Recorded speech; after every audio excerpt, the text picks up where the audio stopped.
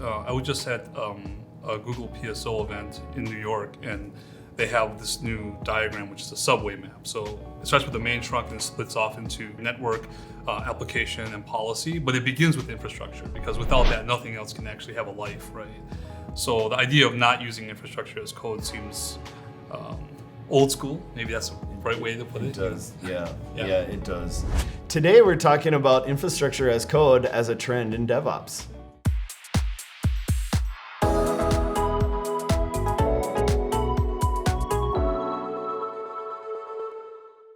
So with infrastructure as code, a lot of customers view it as something that's really designed for small startups who are just getting going, and they don't really see it as something that works in the enterprise.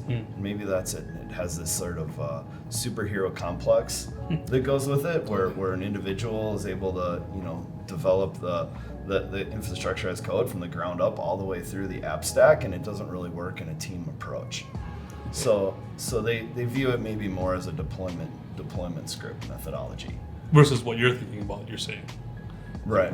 Versus using it as a way to actually manage your infrastructure going forward. So instead of just deploying a particular environment and then managing it with some other config management techniques, live the lifestyle of infrastructure as code, which means every single change, you're going to go back to the code repo and go back to the code lifestyle and deploy it. From the infrastructure network side and all that, you're saying, like managing that in a code repo as if it were exactly like for sure. So helping to facilitate sort of like the separation of duties, who has control over each aspect of that stack, really, and not having, say, the superhero controlling all of it. Yeah, instead of having the superhero, we have different responsibilities within the environment as well, and we have more than one person on a particular team. Oh, that makes sense. So take a network person, for example, they may manage just the network portion of the environment, and the rest of the team contributes at other levels. Makes sense. I was just at a Google PSO event in New York, and they have this new diagram, which is a subway map. So it starts with the main trunk and it splits off into network, application, and policy, but it begins with infrastructure, because without that, nothing else can actually have a life. Right? So the idea of not using infrastructure as code seems old school. Maybe that's the right way to put it. It does, yeah, it does. I think implementing infrastructure as code is a little bit of an investment up front. The more you do it, the easier that becomes.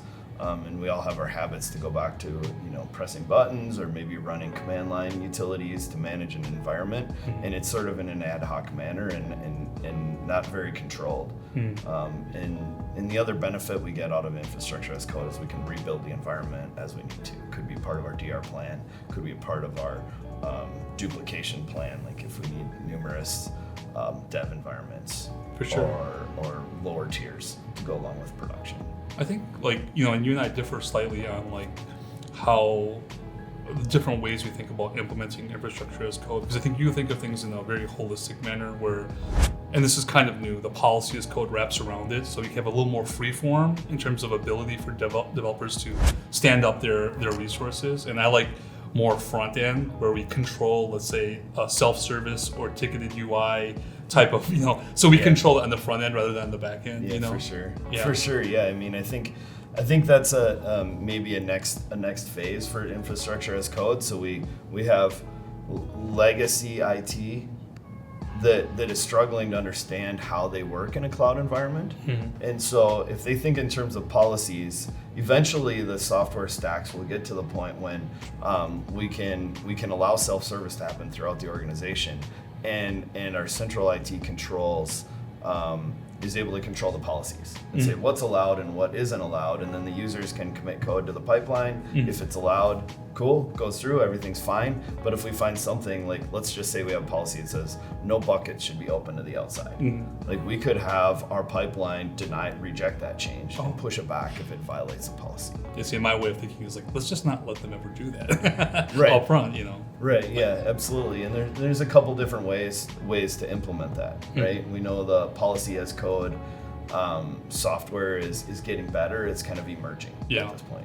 Yeah, I think that all the cloud providers now are starting to kind of dive into that CI/CD, cloud controls, because I think that we're seeing that the initial move into cloud seemed easy, but then the management and operations were more and more difficult, like controlling costs, controlling access to resources. It gets out of control really quickly if it's not set up properly in the beginning. Yeah, for sure. Access control can be all over the place.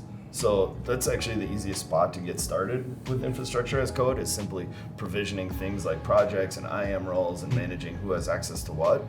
It's very easy to manage that with something like Terraform and live the lifestyle, manage it every day. You need to give someone access to something, go ahead and add it in code, commit that, and it'll push right into your environment. Cool. It's an easy way to get started. Do you think that besides Terraform, like what other tool sets have we been seeing like customers kind of migrate to? Because I think the challenge is like old school IT on-prem, as they move into cloud, have a difficult time releasing the tool sets and the methodology and processes of managing like the pet-based approach to infrastructure into this kind of new ephemeral, scalable, open-ended kind of infrastructure universe. Like, sure. What other tool sets do you see that would easily port over from on-prem into, let's say, the cloud world versus the ones that don't really work as well? Yeah, I mean, good question, right? Terraform's, definitely the strongest tool set in terms of infrastructure as code. And we see a lot of skill set out there in config management products, like say Ansible, for example. And there's no reason you couldn't bring those tool sets into cloud and maybe even have a mix, right? Like everything isn't ephemeral in cloud, right? For sure. We have stuff like databases and other things that just aren't going to go away. We need to persist something along the way, and maybe those are good tool sets to mix in. We've also found that cross-training to learn, if you know Ansible, like the config language is all totally different, but the mindset isn't that far off. Yeah, right. I see. Well, I think as long as it's more declarative and allows us to kind of like track state, I think a lot of tool sets will fit the bill, and there's plenty coming up now that are web-based, I think, as well, that will lend to that same model of a declarative model of infrastructure, network, and policy. There's numerous different DevOps roles, and I think understanding microservices architecture is a really important role to have. So if you have like performance problems, are a great example where it's tough to diagnose what's going on without understanding the apps and how they talk to each other and what their dependencies are. That's an example of definitely where you need quite a bit of dev skills to be able to troubleshoot that.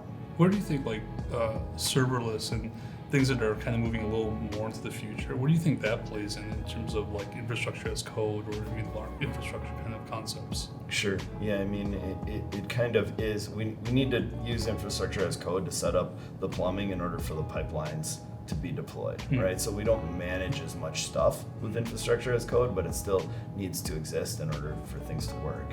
So it still is relevant in that space. Yeah, for sure.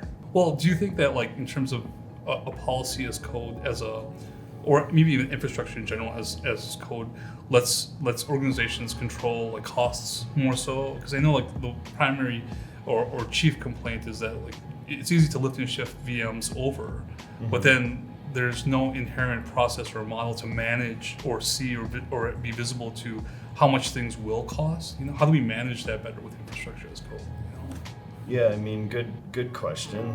So we know very well what we're provisioning with infrastructure as code. Like some wildcards there, like egress, for example, wouldn't be really controlled with infrastructure as code. But we're able to see that in the config, right? And we know HashiCorp just released the capability in enterprise to give you a price and to set a policy based on that price. So we could maybe follow a separate workflow if something costs more than is allowed. So we can set some policies around what that costs. Totally emerging space there. I mean, in general, infrastructure as code helps us understand what we're deploying so that we could maybe make a quick calculator around what it costs. Cool. So like we're starting to see how policy and IAC, infrastructure as code, can then also distill down to the management modality or the business level management of cloud. Yeah, agreed. Thanks for watching this episode of CloudUp. Leave your comments and questions below and win some Agosto swag. Thanks, and see you next time.